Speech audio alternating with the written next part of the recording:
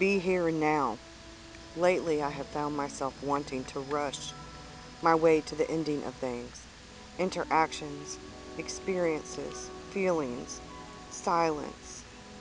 Right now, I am in the practice of not pushing so hard, rather dropping back into my body, taking the extra moments to really feel my feet on the ground and being with my breath and what I find there in its wholeness. Hey y'all, it's Burgess Taylor, or Journey with Burgess, depending on where you are seeing me at on social media. Today's coffee chat is going to be about self-care and creative practice and how you can integrate them to help you be more creative, to help you take better care of yourself, to feel better, happier, more creative. I've been struggling the last couple of years with self-care, and I've been struggling the last couple of years with my creative practice. Since my dad final diagnosis with cancer, that there wasn't anything they could do, and my husband's diagnosis with Crohn's, it seems like it's been one thing after another. A year and a half ago, my dad died. I lost my daddy when I was 7. My mom remarried when I was 9. My stepdad, I don't think of him as my stepdad. My mom and my stepdad were together for 41 years. So anyway, that was a bit of post-traumatic stress disorder. Not only did my dad die, but my mom ended up in ICU, was in the hospital for almost 2 weeks. She did not take proper care of herself when she was taking care of my dad. I almost lost my mom. My mom's organs were shutting down. Over the past year and a half, not only did I have to deal with probate court to help my mom, because my mom is legally blind. She can't drive anymore, and she has to use a magnifying glass to kind of read, which is really still difficult for her. She has an eye disease, a degenerative genetic eye disease, so I had to be careful. It is inherited. I was so busy taking care of everything else, other people, and worried about other people, and my focus was all over the place, that my creative practice and my self-care suffered.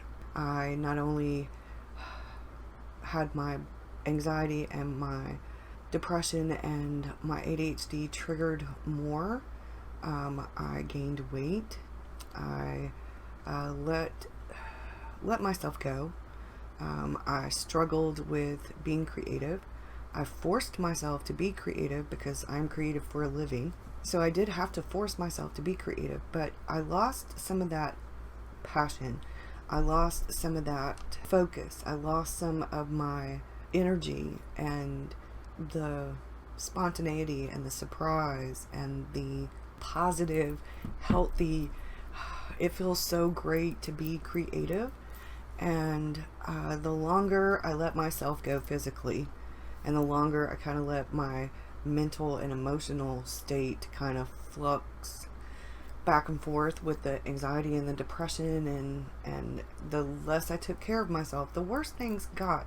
But I kept putting things on the back burner, workouts, walking, getting outside more. I became more and more of a hermit. I was swayed more and more towards the FOMO, being afraid of what I was missing and trying to follow along with what other people were doing, because I felt like, well, maybe if I couldn't be creative on my own, I could follow along with some of the things that other people were doing, and maybe that would help me get into my own creativity more. I was getting more and more miserable. Once we started working on the house and I started working on me again, and we got this place sort of organized and clean, we've now done that with our bedroom. So the purple room is next. We're so happy to be in our bedroom. You hear Mr. Rockstar's alarm going off. I've tried to make this video 3 times now, and I think it's because it has some emotional content to it. But self-care is such a big thing. It's such an important thing to my creative practice, and I did not realize how very important it was until the last few months. If you've been following me on YouTube for a while, you know my videos have been intermittent. I haven't been posting videos like I normally was.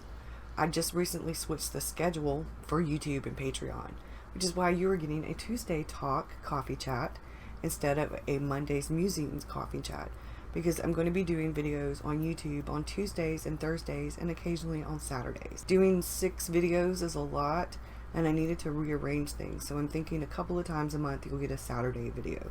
The extra stuff. I'm probably going to be letting the newsletter go, simply because it's an expense that is, I just don't, between Patreon and YouTube and my website, I think that's plenty. I know you're supposed to have an email list, but to be honest, between Instagram and YouTube and Facebook and Twitter and Patreon and whatever else is out there, Instagram, I think I said that already, but anyway, I'm spread too thin. I'm going to be getting in touch with Constant Contact, and I'm going to be letting the newsletter go. I might be doing one last newsletter for this month, and then that will be it at the end of the month, and doing like a sort of vlog for how May went, but that will be it. I have the community feature on YouTube now, and I'm going to be sharing blog posts and some pictures and some little updates and stuff like that, and I think that will be much better for me, so you can kind of catch up with what I'm doing. I've been making decisions based on what feels right to me, on following my inner compass. And my inner compass is telling me that it's time for me to streamline some things. Patreon's stuff will be going up on Mondays, Wednesdays, Fridays, and then occasionally on Sundays when they get their extra 1 or 2 videos a month. That way, if I get behind a little, like I have been on and off the last year, that extra video, or, it won't be such a big deal when there's not, if there's a video short, I have put extra content up sometimes. And I do a lot, and I actually do more than what is listed in the description on Patreon. It just feels like I never do enough, because I love sharing with all of you. I love sharing with y'all. I love sharing with Patreon. I have such a wonderful tribe. My Patreon page is still rather small. I don't have a big following on Patreon, but it's plenty big enough, and it feels very warm and inviting. Everybody's so wonderful. And I'm really happy with my tribe in all the areas. One of the things that I've really had to focus on the last few months is self-care. There's a connection between your mind, body, and spirit, and your creativity. And I could give you studies that say that 1 in 5 people who are really busy work-wise are going to suffer from burnout. Harvard Business had a review thing. They had a thing about that. And they also said that if you are a creative, if your job is creative, then you are more likely to suffer from burnout. They even have some statistics, but I'm not going to get into the statistics. The fact that they have studies now that are looking at the links between self-care and burnout and being busy and creativity and things like that says a lot in and of itself. But the problem is that sometimes you don't notice the signs that you're burnout. You don't notice the signs of stress. You don't notice the signs right away. Being stressed out, going through everything I went through, which was traumatic, and then being physically tired, mentally tired, emotionally tired, doing so much for everybody else and not enough for me in certain ways. I did other things for me, but not a lot of the right things. It affected all different areas of my life. Our house became more cluttered. My room, our living room, our bedroom, the purple room, and we have been working on that bit by bit. And every time we get some of these things done, I feel much better. Over the past few days, I've been working on some of the stuff in here. We cleaned up our bedroom and hung new curtains. We cleared out some of the clutter. I still have another 2 or 3 garbage bags to fill with clothes that I'll be donating and shoes, but I did get rid of some stuff. They tell you you can go through them a couple of times. The first time you weed out the stuff you really don't love at all, the stuff you don't wear that isn't comfortable, that you've never worn, that you're probably never going to wear, that doesn't fit, that is torn or whatever. And then that second time you go through and you weed out some more, and then the third time you go through and you really weed out some more. This is probably my 3rd, maybe 4th time, and I think it's because over the past year and a half, as I've been going through some of the stuff, I still have this sort of sentimentality, this sentimental attitude towards some things. Like if my parents gave it to me, even if it's broken or torn or whatever, you know. I've had to kind of take a step back. One of the other things that I've noticed, it sort of hit me in the forehead without, it was like a gib, actually it hit me in the back of the head like a gib slap, and I needed that, was that I have let myself go physically. I've gained weight. We were doing really well, eating healthier, and we cut out soda. I've had probably one Dr. Pepper, maybe two in almost 2 years, and they were just too sweet for me. But what happened is that I became more and more of a hermit. I became more and more sedentary because of depression and anxiety, and I gained weight. And not only did I gain weight, but my blood pressures went up, my cholesterols went up, and then I was getting sick. Sinus infections, bronchitis, pneumonia. My body was telling me, hello. Well, a few weeks ago, I went to the doctor for my hands because they were hurting and getting numb. I was having a lot of pain. They were getting numb and tingly, and I was getting to the point where I was having trouble writing. And I do a lot of writing for my job. I do a lot of writing for myself. Well, that wasn't a good thing. So found out I have osteoarthritis and carpal tunnel. Right around that time, we got my dad's truck, and David got the SUV for his birthday from his parent. I washed both of them within a few days of each other, and that triggered the tendonitis in my left shoulder. This past Friday, my mother-in-law took me to see the doctor, and I got a steroid shot in my butt. They gave me a prescription for steroid pills, these, they didn't give me the cortisone shot, which is what they gave me last time. But the cortisone shot has some side effects long-term. It can mess with your cartilage for your joints, which can end up long-term making it worse. They gave me pain pills and some steroids for the inflammation and stuff. And I don't like pain pills. I'm taking them, but I don't like them. They make me loopy. I can't concentrate very well, have fog brain, I already have fibro, so sometimes I get fog brain. And I have ADHD, hello. And they make me a bit snappy and I'm like, my inhibitions kind of go, so I'm much more blunt, and I'm snappy sometimes on pain medicine. Not a good combination.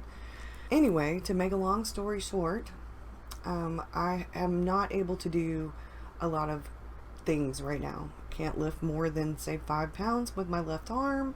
I can only move my arm in certain ways without it hurting. The pain medicine steroid thing is helping, but it's still, not good. So but over the past few weeks, since I went to the doctor for the hands and was talking to him, I went back the very next week. I got put back on Lexapro. It had been almost a decade since I've taken anything for anxiety, depression, ADHD. Luckily, Lexapro works well for me, and it doesn't have a lot of side effects. So I'm back on some medicine, and it's starting to take effect, so I'm starting to feel better. And I'm starting to notice things that I wasn't noticing before because I've been forced to slow down, to be more present, to be more mindful. Because of that, it's like, oh wow. I'm realizing how big a deal making healthier choices has been just the last few weeks. In 3 weeks, I've lost 6 pounds, so that's 2 pounds a week. I'm feeling better. I am eating healthier. I'm drinking more water. I did my walk this morning. I did my 1 mile walk, which is why I'm in workout clothes. And I also did my get outside and just kind of ground myself walk, where I walk outside barefoot, go check the mail, that kind of thing. I did that too. And then I've had 2 bottles of water this morning. I'm on my 2nd cup of coffee.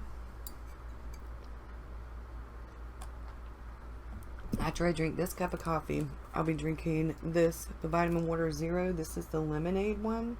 And then I will be working on some more stuff. I've already filmed a watercolor swatch and a little bit of an OmniJournal flip through for Patreon, and that will go in the vlog for this month for YouTube, or for the newsletter. I'm still debating. I think I'm seriously going to be canceling the newsletter. If I only post a newsletter once every few months, it's ridiculous. So it's too much to keep up with. So while I'm doing everything myself, because it takes me a long time to edit videos, and I feel like my time could be spent better and more effectively using the community thing for YouTube.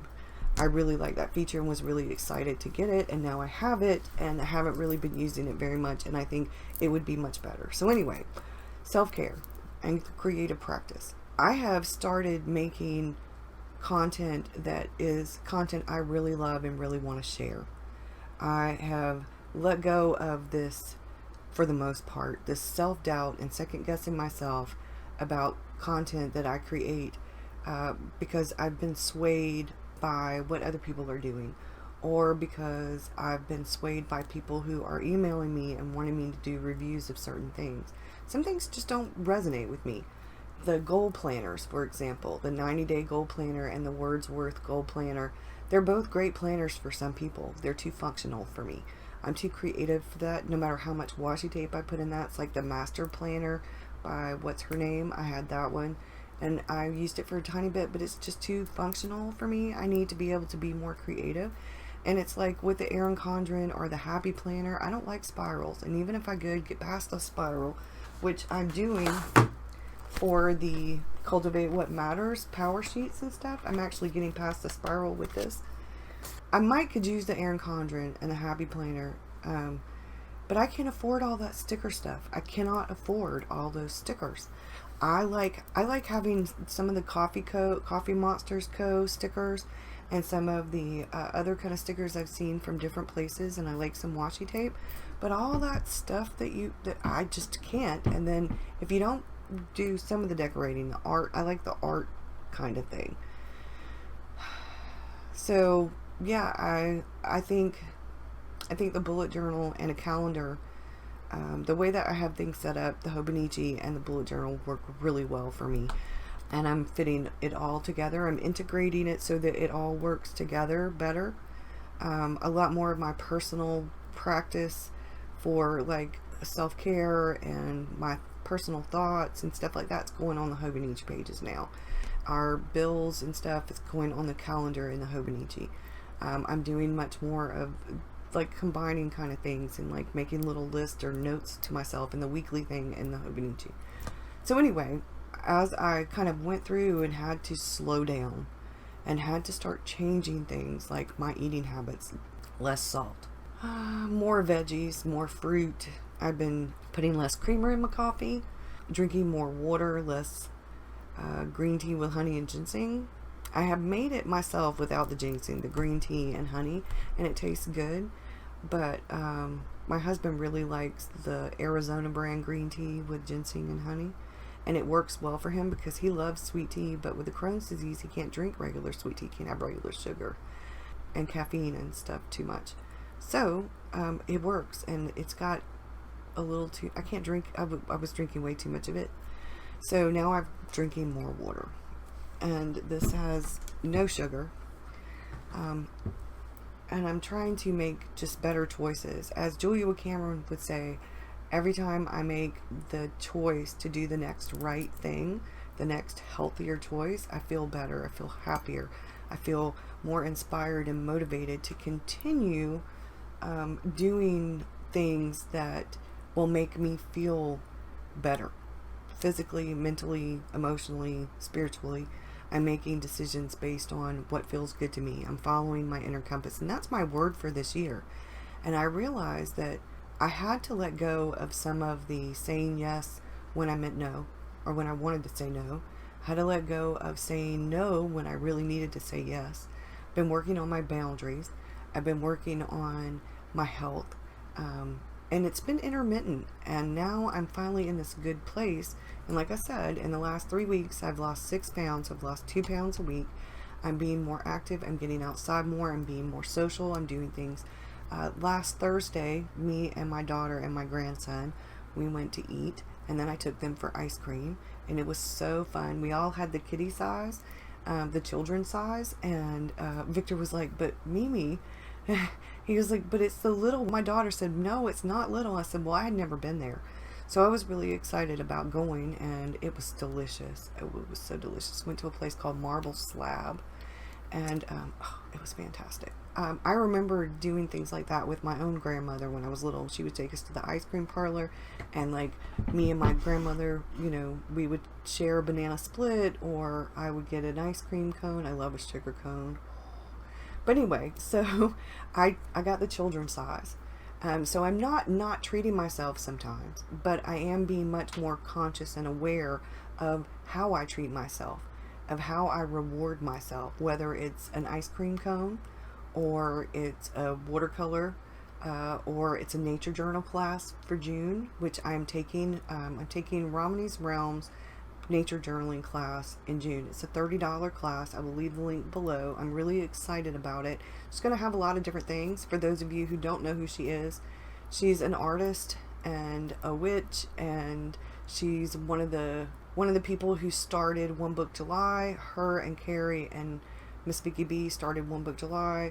She is fantastic. I call her Rogiver. Anyway, so I'm taking that. I had already started nature journaling and gotten a book and started reading on it, and had started a Pinterest board and reading blogs and things like that, watching some videos. I created a playlist for nature journaling. I'm still trying to find some videos. One of my patrons sent me a traveler's notebook with this fabric with gorgeous red roses on it, and I've been doing a bit of nature journaling in it. I love to get out and plein air sketch, whether it's in my own backyard or a park or anywhere. And I like doing some urban sketching too, but I'm really more of a plein air sketcher kind of person with watercolor, not oil painting. I don't want to wait for anything to dry that long. I'm just, I don't have the patience.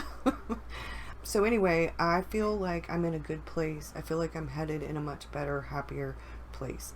So that's part of. The other part is that I'm now much more conscious and much more aware of the choices that I'm making, and that feels good to me. So some of the symptoms are different for different people, but if you find yourself feeling like your creative practice is in flux, that you feel wonky, if you feel like physically, mentally, emotionally you are in flux yourself, you could be suffering from burnout or from angst, from stress. And all of those really take a toll on you, your mind, body, and spirit. Self-care is so much more than just taking a long hot bubble bath, or lighting a candle, or, reading a book, or getting a mani-pedi. I luckily got a mani-pedi for Mother's Day, and that was really wonderful. My daughter got me a book for Mother's Day. My son got me the Jaws thing that you see up there. It's the Jaws with the tank in his mouth. He special ordered that, and now I want some of the other ones that go with it, Quentin, Brody, and Hooper. I feel like I'm in a really good place because I've slowed down, because I'm taking better care of myself, because I'm practicing self-care that is important. It's not just about making healthier choices for what I eat. It's about taking a nap when I need to. It's about choosing to be creative in the ways that I want to be creative, which is a variety of ways. It's about doing the things that I love creatively. It's about following my inner compass when it comes to my creativity, as well as my life in general. My container garden, not doing so well at all. Really good with the roses, not so good with the container garden. But I'm working on it. Next spring, maybe we'll plant a real garden. It's okay to fail at some things. And I was really excited about the bell peppers and the squash and the zucchini and the little tomatoes and the basil. It's okay. I am working on the supplies and the gathering everything together for my nature journal kit, because taking the course and going through John Muir's laws, whatever his name is, his book, and looking at what I needed. I didn't have enough greens and different things, so I've been revamping my travel kit, my artist kit, and that's why you see watercolors and stuff like that out over there. I'm about to sit down and go through this, and I need to figure out what's going on for June. And I have an unboxing of that and a setup for May, and then I'm going to film the setup for June, and I'm going to time lapse so that y'all can have that. Maybe that will be Saturday's video. Yeah, because I have the June plan with me, so maybe a part 1 and a part 2. Maybe I'll do June's setup in my Omni journal for Thursday, and I'll do the Cultivate What Matters for Saturday. That way you can get, you know, the feel for what I'm doing and how I'm making my life better, so that I have a healthier, happier, more content, and more energetic creative practice, and so that my self-care helps me stay a much happier, healthier, more energetic me. Thanks for watching, y'all. I'll see you again soon. I hope you have a good one. Bye.